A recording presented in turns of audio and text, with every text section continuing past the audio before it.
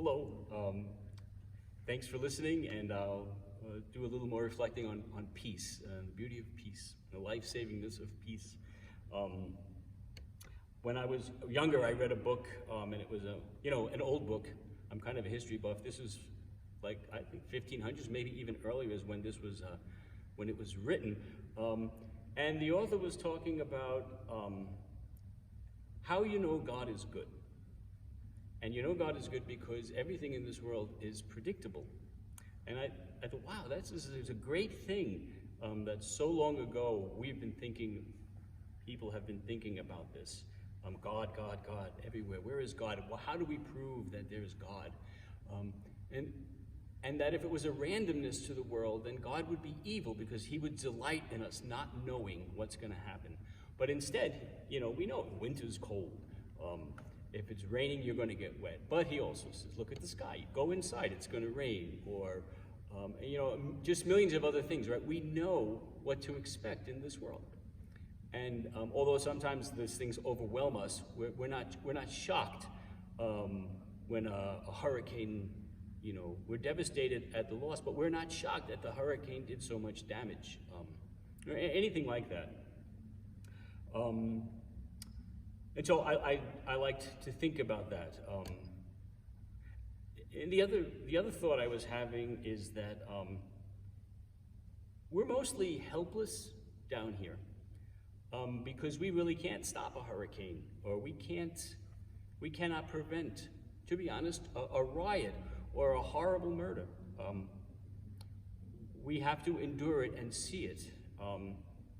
And so the difference is, are you helpless and hopeless, or are you helpless and hopeful? And I think that is the nugget of faith. To be at peace with God is, peace is a truce, is a cessation. You've been conquered. You're not going to win, so we seek peace. And God comes and he asks each of us, would you like peace? Because, how much more generous can it get? But it implies that we're living in a war, and we really are, because we see these horrible things that happen, and we can't really stop them. We're really helpless to stop them. But the more helpless we become, if you're with faith, then the more hopeful you become.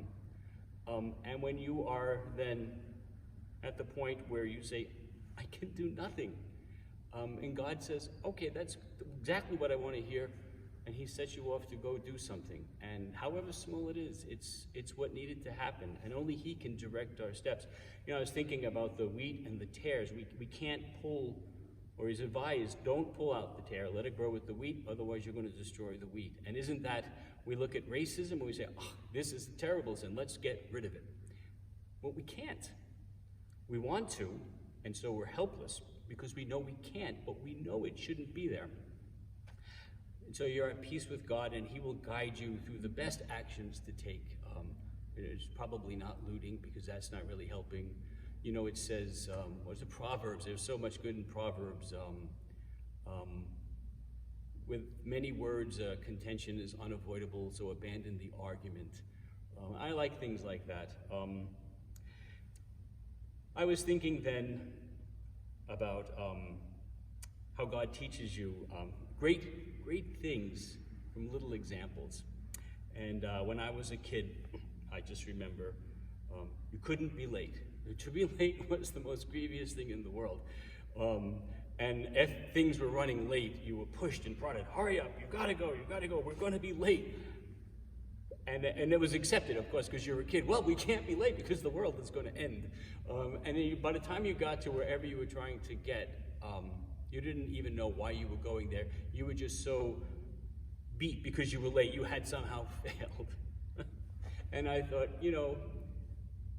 I think that at some point, everything that we're taught as children, as adults, we need to reflect on them and see what was well-intentioned and what was just misguided, and kind of adjust your reality. It was a hard thing to do because we are creatures of habit. But so now, what I like is, I try not to be late because it is bad to waste someone's time. But I am never I teach kids, and it's always okay if they're late. If they call and they say, we forgot, we're going to be there in 10 minutes, I says, great, don't rush, don't hurry. So it's almost like the only thing you can learn from evil or wrong, if you're with God, is what's right. We're not condemned to perpetuate these things. Somewhere along the line, a lot of people have probably said, wow, racism is horrible, and they've probably changed. But because it's not recorded massively, we don't realize it. But God is constantly gathering people to himself, constantly. And it's his time and it's his will. What I've found is that many times with the music program, we plan a song. And for whatever reason, we can't do it the day we said it. Someone is sick, or maybe it snows, or, and then in the beginning, we're creatures of habit. I said, oh, I wanted this to happen. And that was the secret, is I wanted it to happen. And now I've learned that, that's fine, because probably something else needed to happen, or when we do reschedule it, it's more effective, and sometimes we know the reasons, and sometimes we don't know the reasons.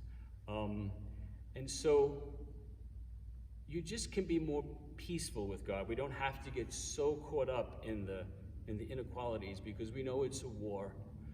We're at peace, and that also indicates safe.